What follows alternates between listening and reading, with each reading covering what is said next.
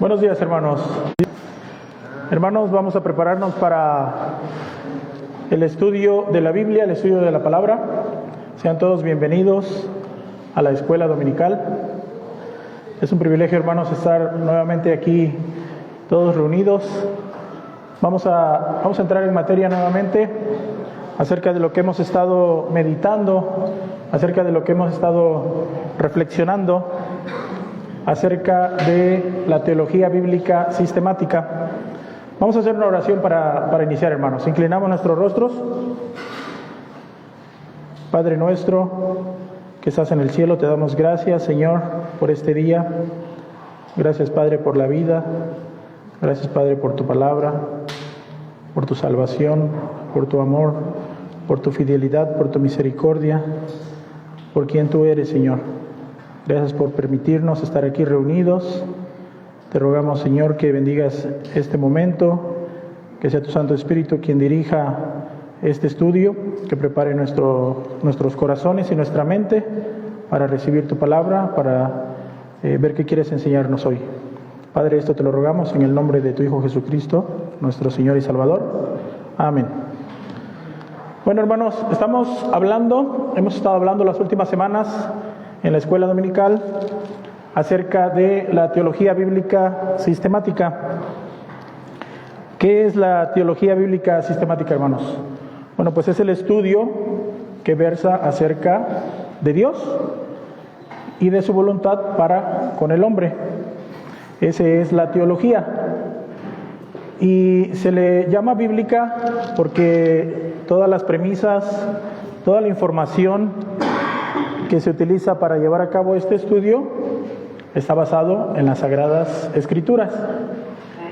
Es sistemática porque el hombre la ha ordenado de una manera lógica, coherente, para modo de que pueda ser comprendida. Nosotros estamos viendo el tema que está dentro de la teología bíblica sistemática. Uno de los temas que encierra es la soteriología, es lo que hemos estado meditando. Y la teología encierra muchos temas más, los cuales todo cristiano es muy importante que nosotros conozcamos, que nosotros tratemos de entender y que tratemos de memorizar en algunos casos, ¿verdad? Como lo es la cristología, ya lo vimos, el estudio que versa acerca de el Hijo de Dios, quién es Jesús, qué dijo, qué hizo. Otro de los temas que estaremos viendo durante todo este tiempo es la nematología, la escatología. Entonces, dentro de la teología bíblica sistemática existen muchas doctrinas que son de un uso muy importante para todo cristiano.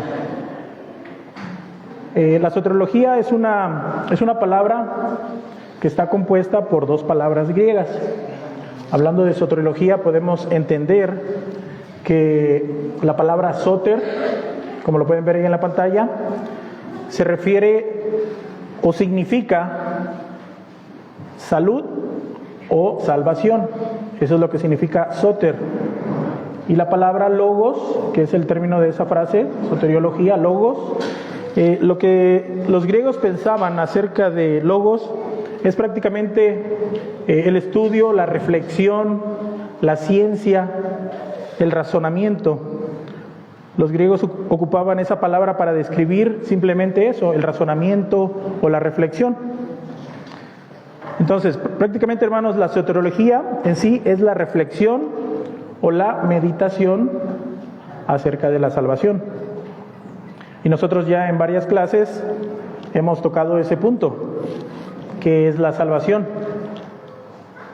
¿Alguien recuerda cuál es la respuesta a esa pregunta? ¿Qué es la salvación?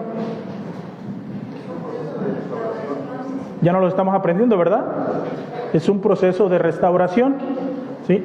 La salvación, en una respuesta muy corta, es el proceso de restauración que tiene como meta, como propósito, conformar al hombre en la imagen de Cristo. Ese es el propósito de la soteriología. Esa es la salvación. Y dentro de la teología bíblica sistemática, como les mencioné, es muy importante este tema, porque abarca las diferentes doctrinas que encierran la soteriología. Entonces, fíjense, dentro de la teología bíblica sistemática hay muchas doctrinas. Y dentro de esas doctrinas hay más doctrinas, hermanos. Entonces, la soteriología encierra muchas doctrinas acerca de nuestra salvación.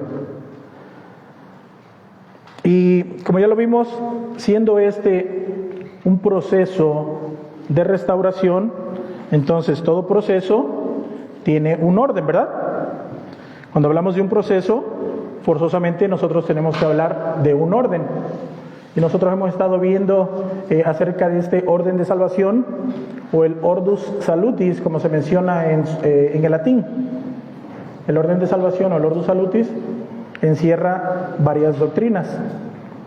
Nosotros ya reflexionamos en algunas de ellas, como por ejemplo vimos el preconocimiento, que es el preconocimiento de que Dios anticipadamente estableció una relación íntima, personal, ¿verdad?, con algunos de nosotros, y a través de ese reconocimiento Dios eligió a quienes habían de ser salvos, y Dios les predestinó un destino, y ya vimos que ese destino es ser conformados a la imagen de Cristo.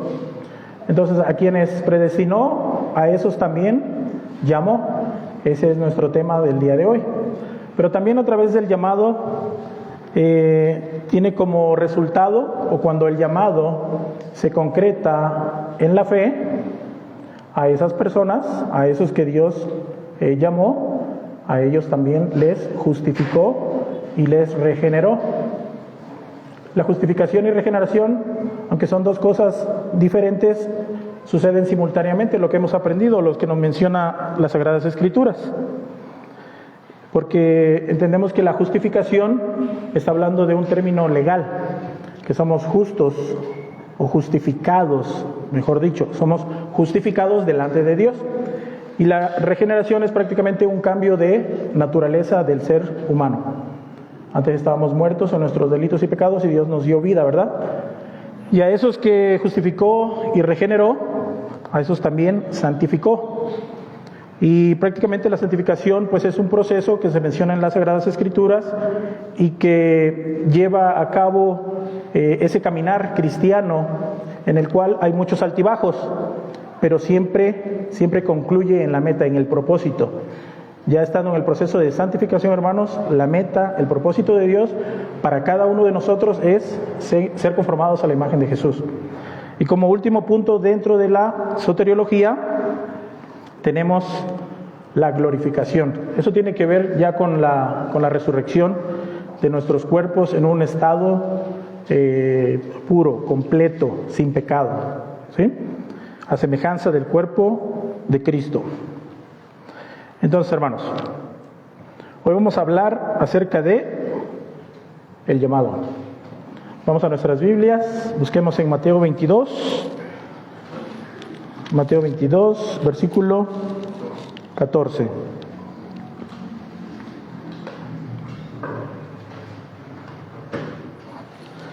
Aquí en el capítulo de Mateo 22 podemos ver que está hablando acerca de una parábola. Más adelante vamos a leer acerca de esta parábola, la vamos a leer toda, completa.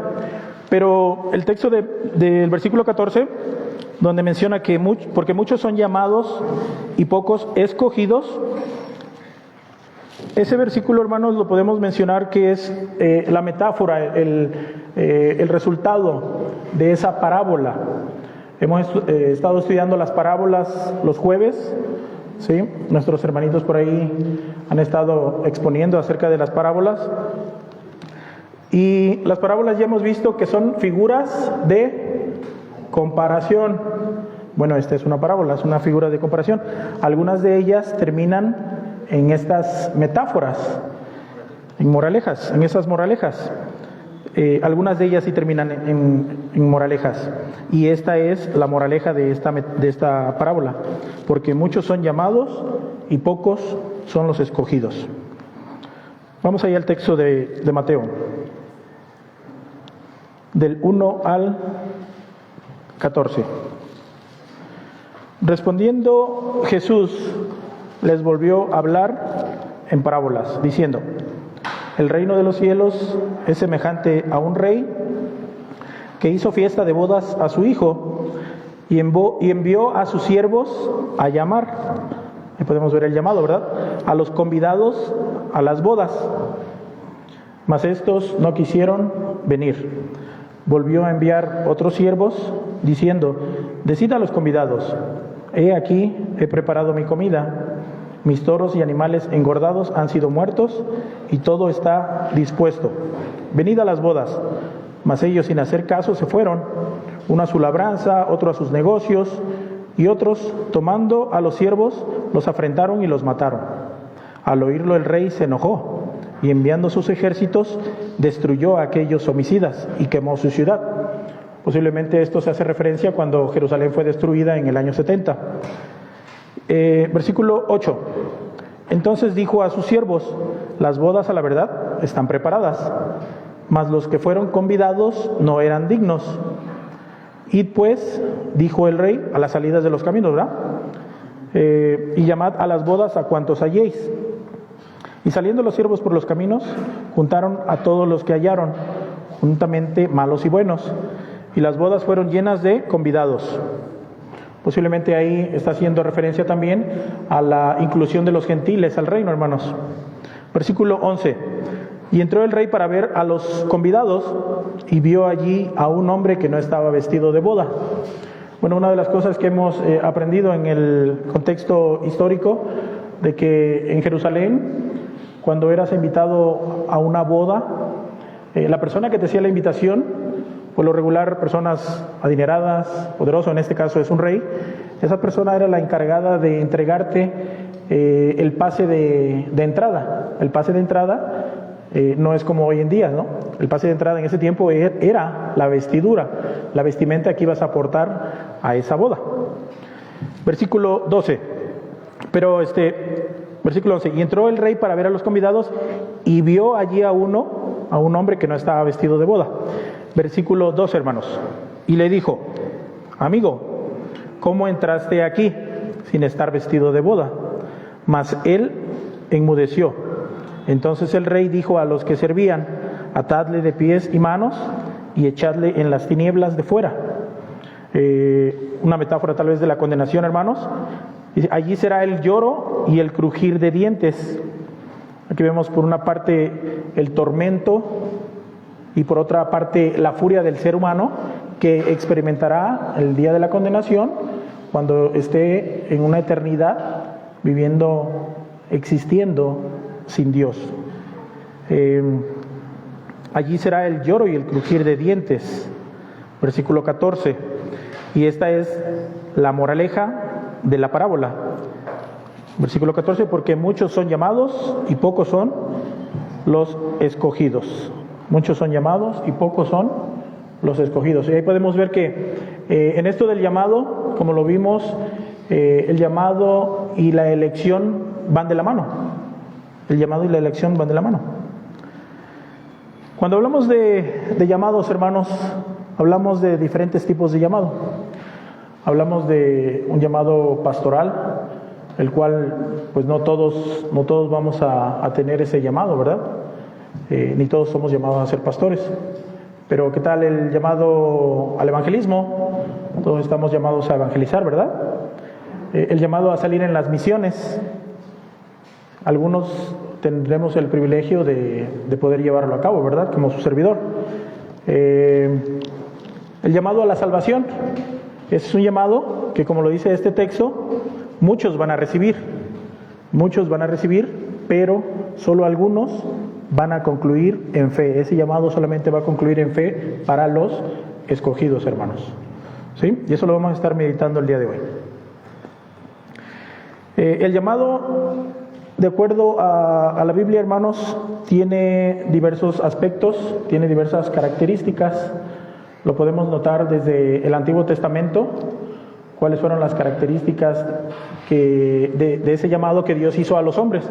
Por ejemplo, si tratamos de recordar el llamado que Dios hizo a Moisés, si meditamos en ese llamado, podemos ver en el relato bíblico que fue de una manera un poco extraña. Y eso es algo que es muy común en el llamado que hace Dios. Dios llama a las personas, a los hombres, de una manera muy particular, extraña, podría decirse. Pero Dios le habló a Moisés cuando Moisés ya estaba fuera de Egipto, cuando ya no era un hombre muy importante, ya no era un hombre muy rico. Uno podría decir que, ¿por qué mejor no lo llamó cuando todavía estaba en el palacio? O sea, tenía el poder, tenía las riquezas. Tal vez a veces así pensamos, ¿no? Tendremos todo el poder, todas las riquezas, todo el tiempo para llevar a cabo el llamado de Dios. Pero no fue así. Dios no lo llamó de esa manera, sino que lo llamó ¿cuándo, hermanos? Cuando ya era un humilde pastor en la tierra de Madián, ¿verdad? Entonces el llamado de Dios pues fue así de extraño desde nuestro punto de vista para Moisés, ¿verdad? ¿Y qué tal Abraham? El patriarca Abraham, ¿cómo fue el llamado? Cuando ya estaba un poco grande de edad, ¿verdad? Más de 70 años. Muchas veces por ahí nosotros podemos pensar, bueno, es que ya a esa edad ya no puedo servir a Dios, como que ya en la tercera edad ya va a ser más difícil. Por eso ya no le sirvo a Dios. Pero no, podemos ver en el relato bíblico que Abraham creyó a Dios y él aceptó el llamado del Señor. Otro personaje del Antiguo Testamento, Isaías. Isaías también por ahí, el relato bíblico nos muestra que él estaba de luto, llorando por el rey que se había muerto, estaba triste y Dios lo llama en ese momento, ¿no? Yo soy tu Dios, yo soy el verdadero Dios, por mí a mí es a quien tienes que obedecer, ¿no? Y Isaías acepta el llamado de Dios también, ¿sí? Pero estaba en un momento extraño. Entonces, esa característica podemos verla a lo largo de los relatos. Y en el Nuevo Testamento no es diferente. Porque como vemos en el inicio de los Evangelios, cómo Dios llama a las personas. Hablemos de los 12 llamados primero, ¿no? De los discípulos. Dios llama a los discípulos del vulgo, sin letras, muchos de ellos pescadores, campesinos. Recordemos a Pedro, Juan, que les estaba yendo muy mal, no tenían mucha pesca, y en una pesca milagrosa Dios los llama, ¿verdad? Con lazos de amor. Ellos ven ese gran milagro y ellos deciden aceptar, por gracia de Dios, el llamado. Aquí más vemos a Saulo de Tarso. Saulo de Tarso, él era un fariseo que perseguía a la iglesia del Señor, y pues dentro de sus perspectivas, dentro de su razonamiento humano, Saulo no tenía ni la menor intención, ni la menor idea de que él habría de servir al Señor, y él es llamado. Y él es llamado de una manera extraordinaria también. Por ahí sabemos el relato, que él es llamado de una forma muy, muy peculiar, ¿verdad? Cuando el Señor se le aparece. Entonces, vamos a hablar de la soteriología, que es el tema que vamos a estar mencionando el día de hoy, que vamos a estar meditando el día de hoy, hermanos. Como dice nuestro texto, el llamado es un aspecto que muchas personas vamos y van a recibir. Es algo que va a pasar, pero que no todos vamos a aceptar, que no todos vamos a terminar creyendo, ¿sí? Entonces tenemos que mencionar algo muy importante, que el llamado, hermanos, es un proceso de iluminación. El llamado en la Biblia se trata de un proceso de iluminación. Ese es el llamado. Y el texto nos menciona que muchos son llamados, pero pocos son los escogidos. Y podemos mencionar por ahí a Judas Iscariote. Judas Iscariote, él fue llamado. La Biblia nos dice que él estaba recibiendo iluminación, que él estaba siendo iluminado con el Evangelio de la boca de nuestro Señor Jesucristo. Él fue uno de los que caminaron con Jesús. Entonces, él estaba siendo iluminado. Él estuvo en ese proceso de iluminación, pero podemos ver que él no fue escogido. Judas Iscariote terminó rechazando el Evangelio. Lo podemos ver. Entonces, recuerden bien eso, hermanos. El llamado es un proceso de iluminación. Y cuando hablamos de un proceso de iluminación, podemos notar que puede producir la fe por la gracia de Dios. Y eso puede suceder ya sea a los pocos minutos de que nos es predicado el Evangelio, o en muchos casos, muchos años después. Entonces puede concluir así al momento o puede demorar mucho tiempo, pero para los escogidos siempre va a terminar en fe. Pero por otro lado, para algunos otros casos, el llamado puede culminar en el rechazo total hacia la palabra de Dios, en el rechazo total del Evangelio de Dios, como es el caso de Judas Iscariote, ¿verdad? Por ahí hay otros nombres que se mencionan en la Biblia, como lo son Demas. Vemos a muchos fariseos rechazando concretamente el mensaje de salvación, ¿verdad? Entonces, vamos a entrar a nuestro punto número 1, que sería, hermanos, ¿cómo dice? El llamado se distingue en dos aspectos. ¿Qué significa esto? Bueno, precisamente lo que estamos mencionando, hermanos. ¿Qué significa que el llamado se distingue en dos aspectos? Los que responden al llamado en fe y los que rechazan el llamado en incredulidad. Solamente hay dos resultados, hay dos aspectos, y eso lo podemos ver a lo largo de toda la narrativa bíblica, que esto va a suceder, ¿sí? Y dentro de lo que es la teología bíblica sistemática podemos ver que le ha sido denominado un nombre para los llamados, para el llamado que es para todo el mundo y que no concluye en fe, se le menciona como un llamado general. Ese sería nuestro inciso A, hermanos, del primer punto. Punto número 1, el llamado se distingue en dos aspectos. Y vamos a ver cuál es el primer aspecto, un llamado general. Ahora, hermanos, hay muchas doctrinas teológicas que uno puede encontrar a lo largo del camino, y cada una de esa teología bíblica sistematizada encontramos muchos aspectos, y muchos teólogos les ponen hasta diferentes nombres. Por ejemplo, a este llamado general en algunas teologías se les llama el llamado natural, un llamado natural, por así decirlo.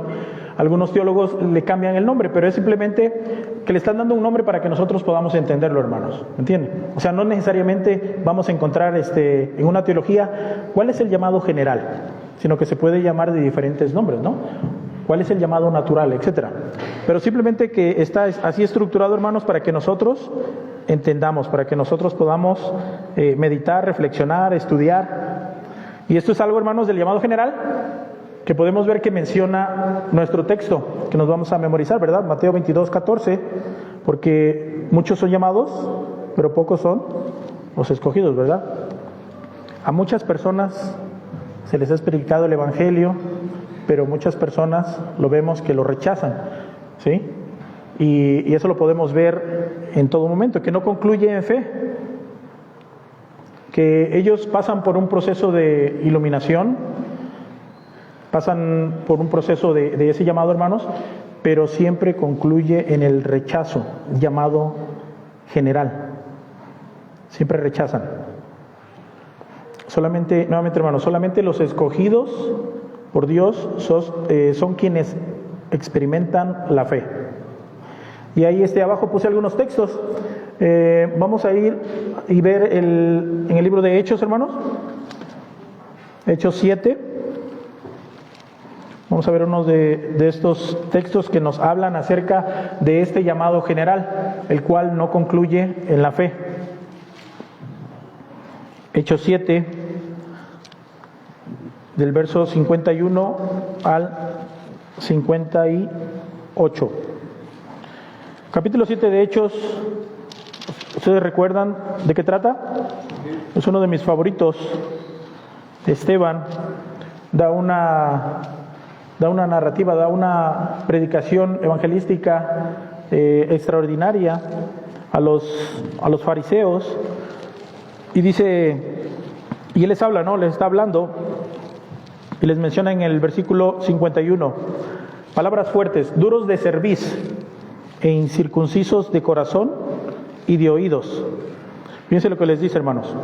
Vosotros resistís siempre al Espíritu Santo, como vuestros padres, así también vosotros.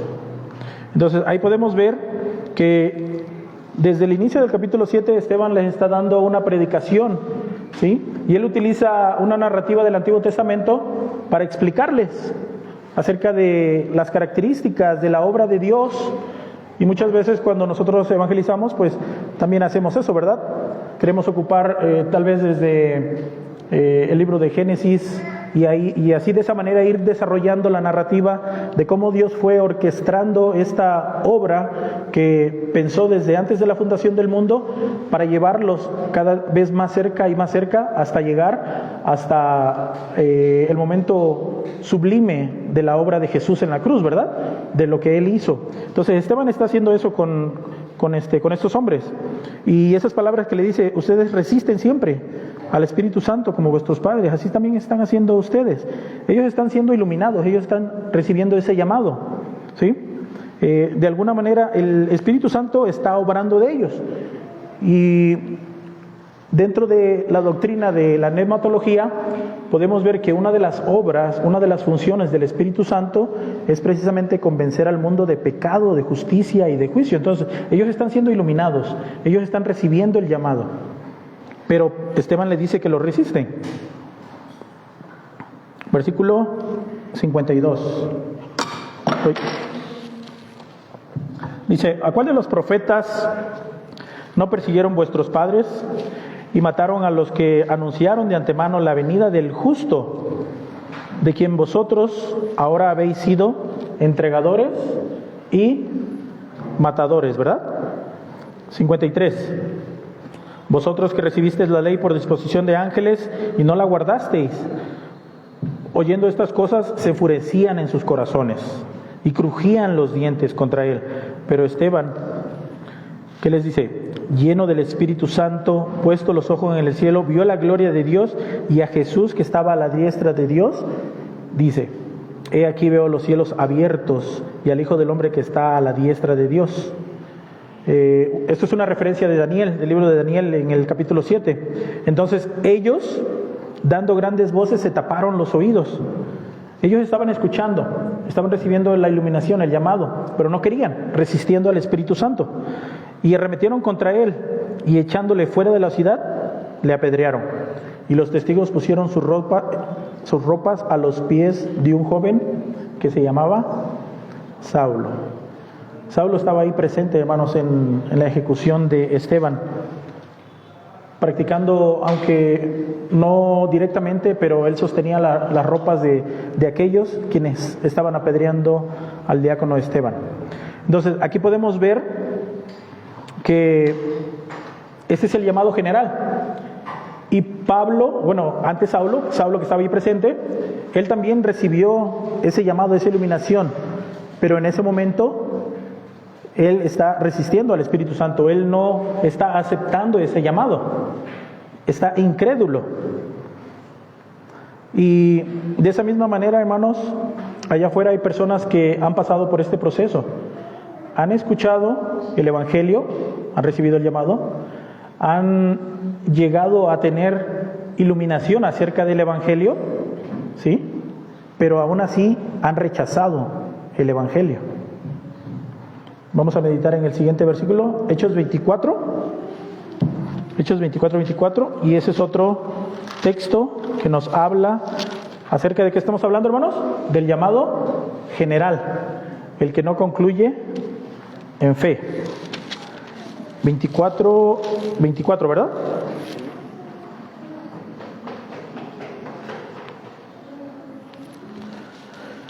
Algunos días después, viniendo Félix con Drusila, su mujer, que era judía.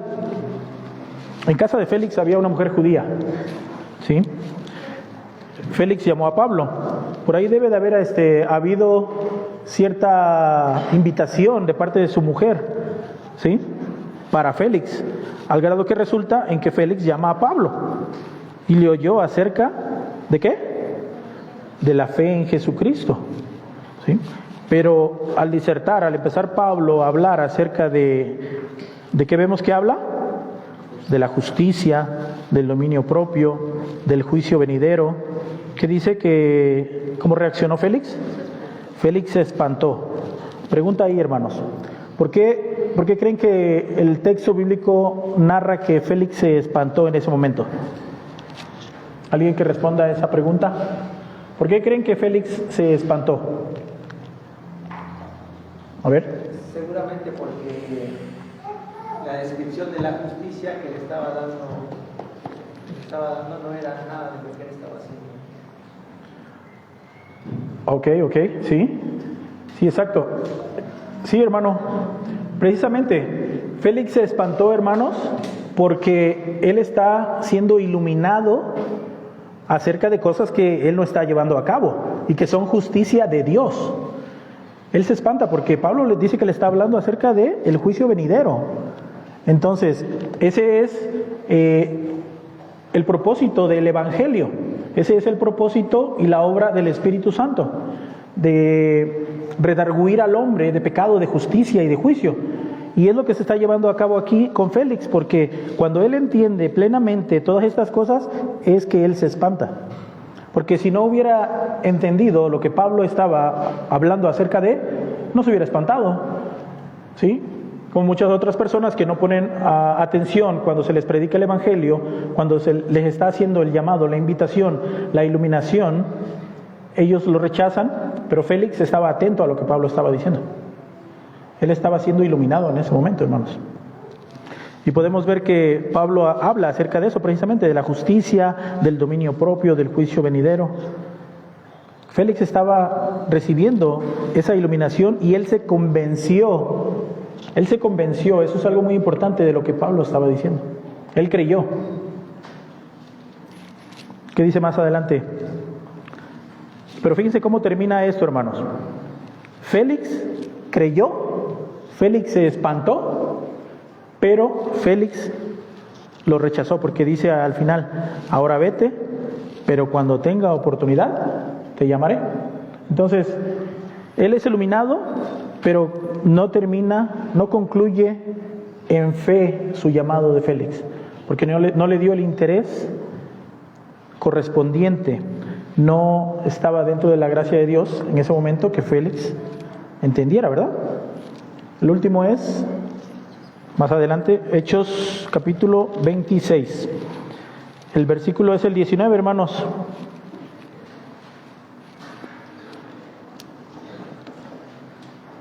Hechos 26, 19. Dice, por lo cual, oh rey Agripa, le dice Pablo, ¿verdad? Pablo está hablando aquí. Por lo cual, oh rey Agripa, no fui rebelde a la visión celestial, sino que anuncié primeramente a los que están en Damasco y Jerusalén y por toda la tierra de Judea y a los gentiles. ¿Qué dice Pablo?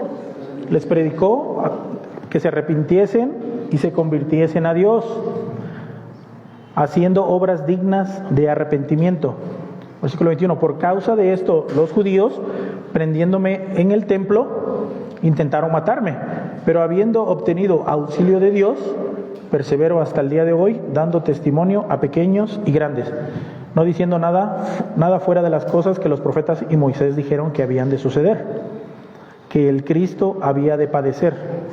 Ahí les está predicando el Evangelio y lo está haciendo de una manera bíblica, mencionando a los profetas, a Moisés. Ahí tenemos el contenido del Evangelio, el contenido del llamamiento. ¿Podemos ver eso? Sí, ¿verdad? ¿Qué dice más adelante? Y que Cristo había de padecer y ser el primero de la resurrección de los muertos, para anunciar luz al pueblo y a los gentiles. ¿Estamos ahí en el versículo 24, hermanos? ¿Qué dice? Diciendo él estas cosas en su defensa, Festo a gran voz dijo, estás loco, Pablo, las muchas letras te vuelven loco. Ahora, ¿Festo le entendió a Pablo? ¿Festo le entendió a Pablo, hermanos? Porque en el otro vemos que Félix se espantó, pero aquí en la respuesta del llamado La respuesta al Evangelio de Dios fue como decirle a Pablo, no, tú estás loco. Ya las muchas letras te están volviendo loco, Pablo. Esto no tiene coherencia lo que tú estás diciendo, ¿sí? Pero la pregunta es, ¿él creyó también? Él no creyó. Ese llamado no concluyó en fe de igual manera, porque lo llamó locura. Y esa es precisamente lo que menciona muchas veces acerca del Evangelio en el Nuevo Testamento, ¿verdad? Que el Evangelio de salvación para muchos es locura. ¿Cómo es posible que Dios haya llevado a cabo la salvación de esa manera? Eso está medio loco, ¿verdad? Que Dios haya venido a este mundo en la persona de Cristo y salvarnos a través de su muerte. O sea, es un poco loco, ¿verdad? Lo que Pablo le estaba diciendo a Festo, él lo meditó y él reaccionó y él respondió. Y esa fue su respuesta. Tú estás loco, ¿verdad? Él rechazó. ¿Qué dice Pablo en el versículo 25? Mas él dijo, no estoy loco, excelentísimo Festo, sino que hablo palabras de verdad y de cordura. Pues el rey sabe estas cosas, delante de quien también hablo con toda confianza, porque no pienso que ignora nada de esto, pues no se ha hecho esto en algún rincón. Podemos notar, hermanos, que lo que Pablo le está diciendo en estas palabras a Festo es de que tú sabes de lo que estoy hablando, porque tú lo has visto. Esto no se ha hecho en un lugar escondido donde nadie se ha dado cuenta de la predicación del Evangelio. Hay multitudes que saben de esto. Y aparte tú conoces a los profetas, ¿sí? Tú conoces a los profetas. Y es lo que le pregunta Pablo al rey. Él tiene conocimiento de la ley y de los profetas, es lo que dice Pablo. Y vean la respuesta de Pablo, la pregunta que le hace Pablo al rey. Versículo 27, hermanos. ¿Crees, oh rey Agripa, a los profetas? Yo sé que crees, él está asegurando. Tú lo has visto, tú lo has oído. Yo sé que tú crees. Entonces, versículo 28. Entonces Agripa dijo a Pablo, por poco me persuades a ser cristiano, pero por poquito, ¿sí? Por poco lo logras. La respuesta al llamado fue rechazarlo, ¿sí?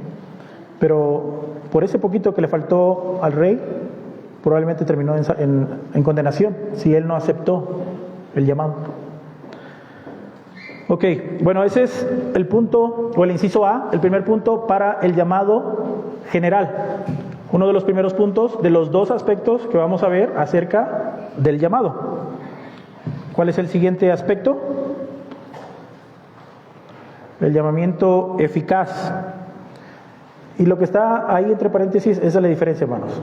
El llamado general siempre va a concluir en rechazo, pero el llamado eficaz, en otras teologías se menciona como el llamado especial. El llamado eficaz siempre va a concluir en fe. Me gusta más el título de este llamamiento, el llamamiento eficaz, ¿sí? Porque Dios hace el llamado para todos los hombres.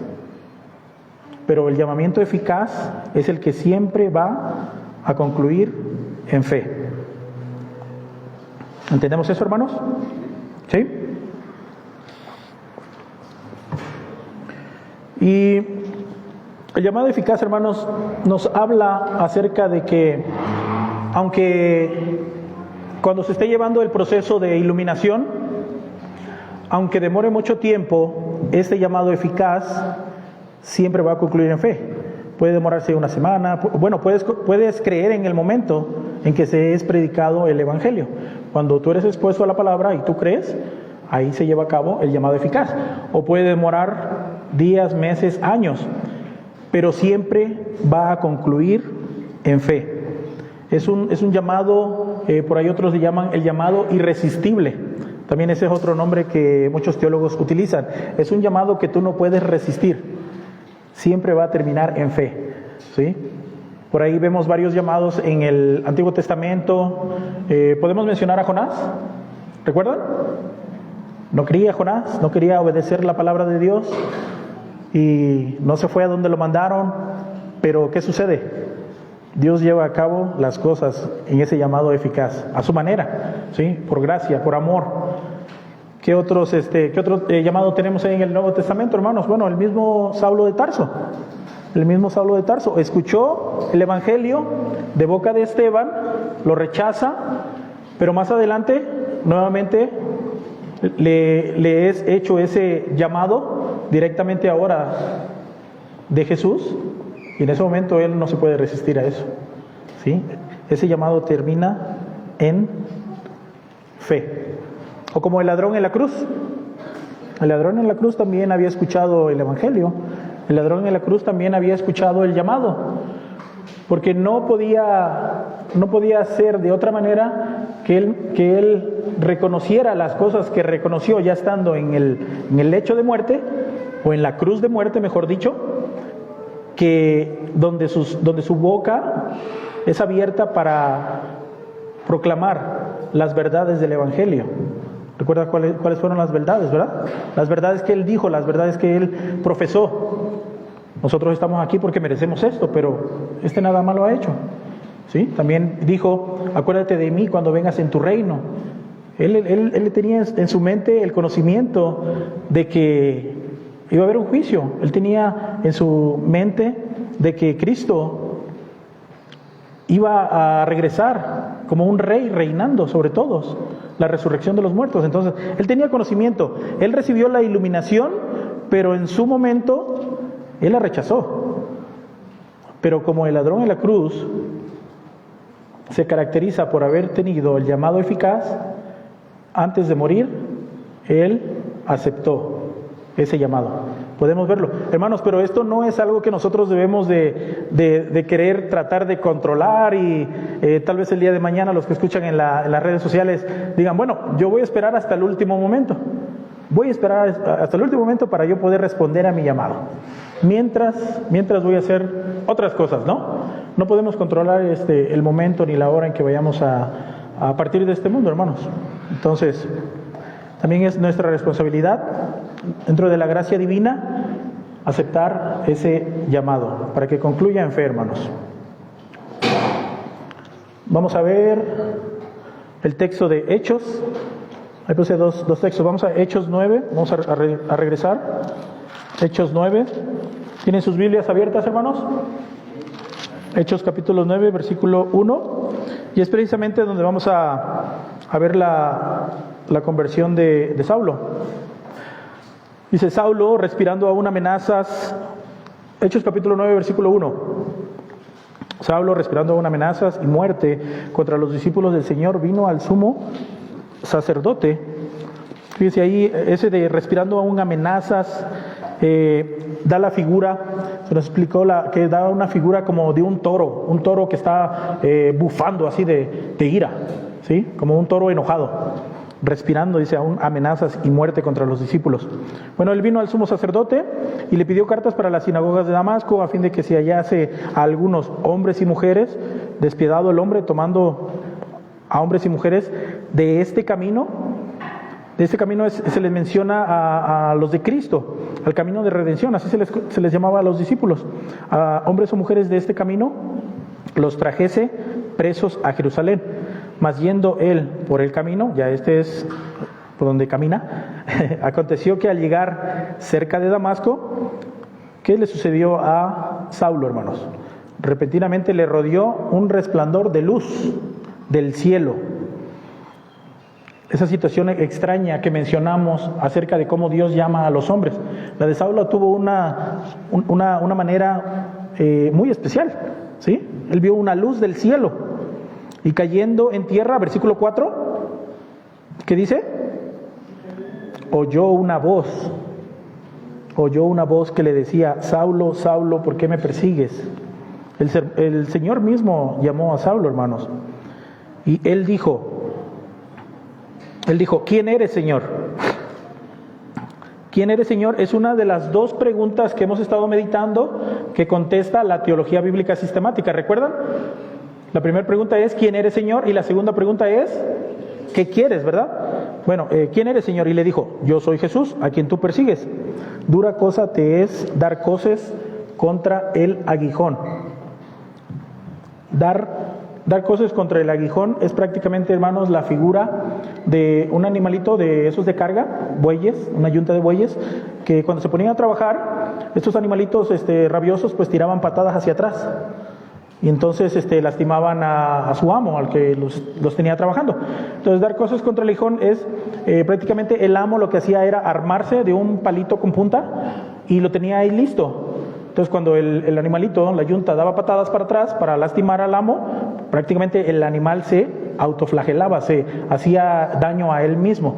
Eso es lo que se refiere a dar cosas contra el aguijón, ¿sí? Versículo 6. Él temblando y temeroso, Pablo, ¿sí? Bueno, Saulo, él temblando y temeroso dijo: Señor, la segunda pregunta, ¿qué quieres que yo haga? ¿Sí? ¿Qué quieres que yo haga? Y el Señor le dijo: levántate y entra a la ciudad y se te dirá lo que debes hacer. Bueno, ya conocemos cómo termina la conversión de Saulo, ¿verdad? Pero ahí podemos ver que la segunda vez que se nos narra aquí en la Biblia, Saulo ya no se pudo resistir, el Señor mismo le llamó, y ese llamado en esa ocasión terminó en fe, ¿sí? Hermanos, ese llamado irresistible para Saulo, ¿verdad? Pero ese llamado concluye en la fe. Otro texto más, Hechos 16. Hechos 16, hermano, vamos allá. Otro pasaje que nos habla acerca del llamado eficaz. Hechos 16, versículo 13. 16, 13. Esta es la conversión de una mujer llamada Lidia. Y un día de reposo salimos fuera de la puerta, junto al río donde solía hacerse la oración. Estamos en el versículo 13. Y sentándonos, hablamos a las mujeres que se habían reunido. Entonces una mujer llamada Lidia, vendedora de púrpura de la ciudad de Tiatira, que adoraba a Dios, una mujer religiosa, judía, ella estaba oyendo, hermanos, ella está recibiendo la iluminación de parte de la boca de Pablo. Dice, ella estaba oyendo y el Señor abrió el corazón de ella. El Señor abrió el corazón de ella para que estuviese atenta a lo que Pablo decía. Ahí podemos ver una obra de iluminación, hermanos. Ese es el llamado, una obra de iluminación. El llamado a través de la palabra. El Señor es quien abre el corazón, ella está atenta, ¿sí?, a lo que Pablo decía. Versículo 15. Y vemos cómo responde la obra del llamado para esta mujer en este versículo. Ella creyó, fue bautizada con su familia, y aparte de eso dice que le rogó a los discípulos diciéndoles: si habéis juzgado que yo sea fiel al Señor, entre en mi casa y descansen ahí, posen ahí. Y los obligó a quedarse, ¿verdad? Entonces podemos ver que Lidia recibió ese llamado que por gracia de Dios concluyó en la fe, ¿verdad? Y por ahí de inmediatamente Lidia sirvió a los hermanitos también, ¿sí? Entonces, ¿qué hemos visto, hermanos? El punto número 1, el llamado se distingue en dos aspectos: el llamado general, el llamado eficaz, ¿sí? Esos son los dos aspectos del llamado. Está bien fácil, ¿verdad? Bien fácil el tema. Ahora vamos a ver el punto número 2. ¿Cuáles son los medios de gracia? Y de este vamos a ver solamente un punto y vamos a dejar el otro punto para la próxima clase, la próxima semana. Lo vamos a dividir en dos partes, ¿vale? ¿Sí? Vamos a ver en el punto número 2 los medios de gracia ejecutados en el llamado. ¿Qué significa eso?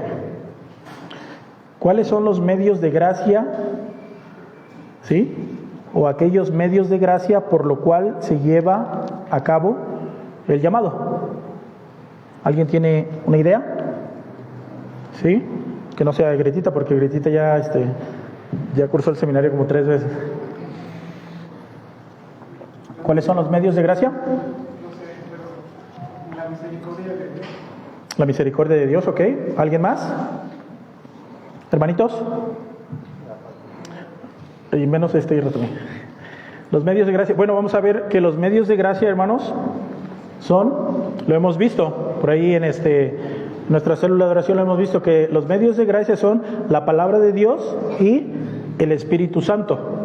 Esos son los dos medios de gracia que nos permiten alcanzar el favor de Dios. Son los dos únicos medios. Son los dos únicos medios que nos pueden brindar la gracia, hermanos. Porque en el mundo, allá afuera, incluso en doctrinas, se menciona que hay diferentes medios de gracia para alcanzar el favor de Dios. Muchos de ellos, la mayoría, pues están errados, porque mencionan la cena del Señor como un medio de gracia para alcanzar el favor de Dios. Otros mencionan por ahí, incluso en sus páginas de redes sociales, que el bautismo es otro medio de gracia para alcanzar el favor de Dios. En el penal de Pacho, por ahí tenemos a unos hermanitos que piensan que el ayuno es un medio de gracia por el cual yo puedo acercarme a Dios.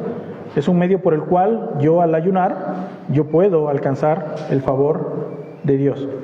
Entonces, hermanos, es muy importante que entendamos que solamente hay dos medios de gracia que se mencionan en las Sagradas Escrituras y los cuales ya, en cierta manera, hemos visto ahorita en estos textos que hemos mencionado. ¿Sí? Hemos visto ya su obra, los acabamos de explicar. Uno es la palabra de Dios y otro es el Espíritu Santo de Dios. La cena del Señor pues nos ayuda, nos edifica, la palabra que es expuesta nos alimenta, pero en sí no funciona como un medio de gracia para alcanzar la salvación. Entonces vamos a meditar en lo que sería la primera, ¿verdad? La palabra de Cristo o la palabra del Evangelio. Ese sería el inciso A de nuestro punto número 2. Ok. Inciso A. La palabra de Cristo o la palabra del Evangelio. ¿Sí? Ese es el primer medio. Vamos a nuestras Biblias nuevamente. Al libro de Romanos. ¿Sí? Romanos 10. Ahí tienen los textos en pantalla, hermanos, para que lo vayan buscando. Romanos 10, 17. Un valiente o una valiente que lea Romanos. Todos traen su Biblia Reina Valera, ¿verdad? ¿Alguien trae una Biblia que no sea Reina Valera? Hugo, la Biblia de las Américas, ok. Tantito, Hugo. Vamos a ver el texto de la Reina Valera, hermanito Carlos Rojas. No, es las Américas. Ah, ok, bueno. Entonces, alguien más que hermanita Betty, lea por favor Romanos 10, 17 en la Reina Valera. Así que la fe es por el oír y el oír por la palabra de Dios. Así que la fe viene del oír y el oír por la palabra de Dios. Ok, ahora sí vamos a leer en voz de Hugo, por favor, ese mismo texto, pero ahora en la traducción de la Biblia de las Américas. Pongan atención, hermanos, para que escuchen esa diferencia que hace. Así que la fe viene del oír y el oír por la palabra de Cristo. Ok, ¿escucharon la diferencia, hermanos? Dice la Biblia de las Américas, así que la fe viene del oír y el oír por la palabra de Cristo. Y en el texto griego es precisamente la frase, la palabra que usa en el texto griego.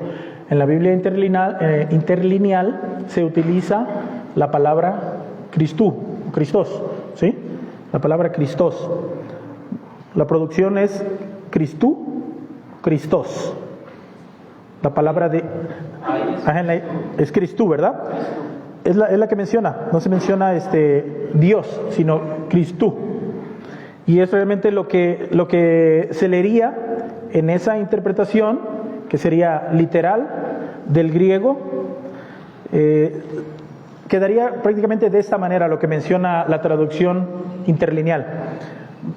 Chequen lo que dice la versión de la Reina Valera o la versión que leyó el hermano Hugo. Dice, realmente la confianza, esto es la fe, ¿verdad? ¿Sí? Realmente la confianza procede de oír, pero oído a través de la declaración del ungido. Es lo que traduce la Biblia interlineal. Lo que dice Romanos 10, 17, así que la fe es por el oír y el oír por la palabra de Cristo sería la mejor interpretación, la mejor traducción. Sería la mejor traducción, lo que traduce la Biblia de las Américas.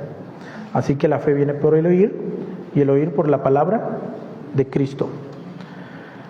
Y lo que nos hace reflexionar acerca de esto, hermanos, es si la fe viene por el oír, como dice la Reina Valera, y el oír la palabra de Dios, podemos decir que podemos llegar a la fe a través de cualquier pasaje que es la palabra de Dios en las Sagradas Escrituras.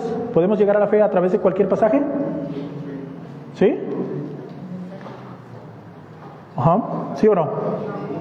Unos dicen que sí y otros dicen que no. ¿Sí? Podemos llegar a la fe en Cristo, ¿sí? Podemos llegar a la fe en Cristo, a la fe que es salvífica. Déjenme entonces refrasear mi pregunta. ¿Podemos llegar a la fe en Cristo a través de leer cualquier pasaje de la Biblia? No, ¿verdad? Creo que hice mal la pregunta al principio. Sí, esa sería la pregunta correcta. No podemos llegar a la fe en Cristo leyendo cualquier pasaje de la Biblia. Nos abona a crecer en la fe en Jesucristo, complementa.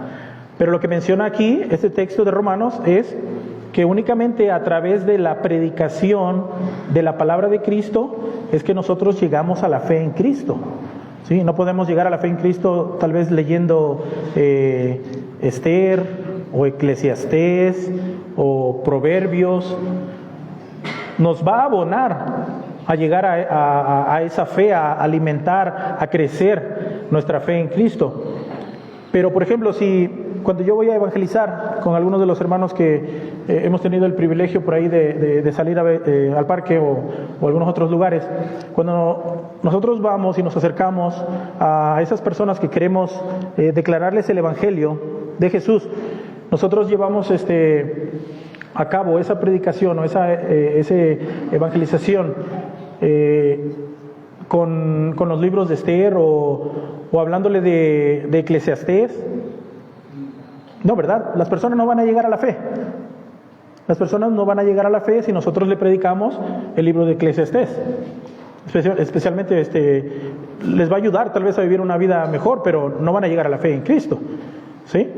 Pero si nosotros le predicamos, por ejemplo, Isaías 53 y les explicamos Isaías 53, ¿pueden llegar a la fe en Cristo? Sí. Sí, porque habla de Cristo. ¿Sí? Y ese es uno de los temas que se mencionan también en la teología bíblica sistemática, en la doctrina de la cristología, acerca de la obra específicamente de Cristo. ¿Sí? Entonces, todo el llamado siempre va a llevar la característica de estar fundamentado específicamente en la palabra de Cristo, en la obra de Cristo. Yo sé que Irra González ya tiene una pregunta preparada, ¿verdad? Por ahí. Pero vamos a esperar tantito. ¿Sí? Ya me dio miedo ya su mirada. Pero sí, hermanos, entonces, si explicamos Isaías 53, entonces sí las personas pueden llegar a reconocer la obra de Cristo que se explicó desde antes de la fundación del mundo, que fue profetizada miles de años atrás, pero que quedó plasmada ahí en el Antiguo Testamento y que iba a suceder y sucedió. Entonces, si le explicamos y les hablamos acerca de esa obra, es que las personas, a través del llamado, a través de esa iluminación, pueden llegar a la fe en Cristo. O qué tal hablando de los únicos medios de gracia los únicos medios de gracia que son ejecutados en el llamado. ¿Qué tal si mencionamos otro, como podría ser el testimonio de algunos hermanos? ¿Podemos evangelizar utilizando nuestro testimonio, hermanos? Bueno, sí podemos, ¿verdad? Y de hecho muchos lo hacen. Pero la pregunta sería, ¿pueden las personas llegar a la fe en Cristo al escuchar cómo Dios cambió mi vida, cómo Dios me transformó, cómo Dios... O sea, el testimonio no está mal, ¿verdad? Es un testimonio de la obra de Cristo, pero la persona no va a llegar a conocer a Jesús. ¿Sí? El testimonio que debe de ser dado, nuevamente, el mensaje que debe de caracterizar el Evangelio es la palabra de Cristo, la obra de Cristo. Entonces tampoco podemos pensar que otro medio de gracia sería a través del testimonio de los hermanos, ¿verdad? ¿O qué tal la famosa oración de fe? ¿La han escuchado? ¿Sí? Donde muchas personas dicen, o muchos hermanitos, que no lo hacen con mala intención, pero ellos dicen, después de hablarles, les van predicando, les van explicando, y al último momento, cuando se ven un poco así como renuentes, o a lo mejor como que sí quieren creer o no, pero les invitan a hacer una oración de fe. Bueno, si no crees en ese momento, ven, vamos a hacer una oración de fe para que seas salvo. ¿Puede ser eso característica? ¿Verdad que no? Tampoco, ¿verdad? Entonces, los medios de gracia son exclusivamente, hermanos, en este caso, el inciso A, la palabra de Dios. Ok, vamos a terminar, hermanitos. Sí, vamos a ir como último texto, Efesios 1:13. Efesios 1:13. Efesios 1:13. Vamos para allá. Un minuto más, hermanos. ¿Sí? Efesios 1:13, ¿qué dice? ¿Están ahí? En él también vosotros, habiendo oído la palabra de verdad. ¿Cuál es la palabra de verdad? Lo dice más adelante. El evangelio de vuestra salvación. Y habiendo creído en él, ahí está después del llamado, el proceso de iluminación, viene lo que mencionamos hace rato al inicio, que sería la fe, llegar a la fe. Y habiendo creído en él, fuiste sellados con el Espíritu Santo de la promesa, ¿verdad? Entonces, ese mensaje es prácticamente también otra estructura de salvación, podríamos mencionarlo así, ¿sí? Se fue predicado el Evangelio, ¿sí? Y concluye con la fe, entonces eres salvo, solamente de esa manera, ¿verdad? A través de la palabra de Cristo, a través de la palabra del Evangelio. Segunda de Tesalonicenses, hermano. Segunda de Tesalonicenses, vamos para allá. Capítulo 2, versículo 13.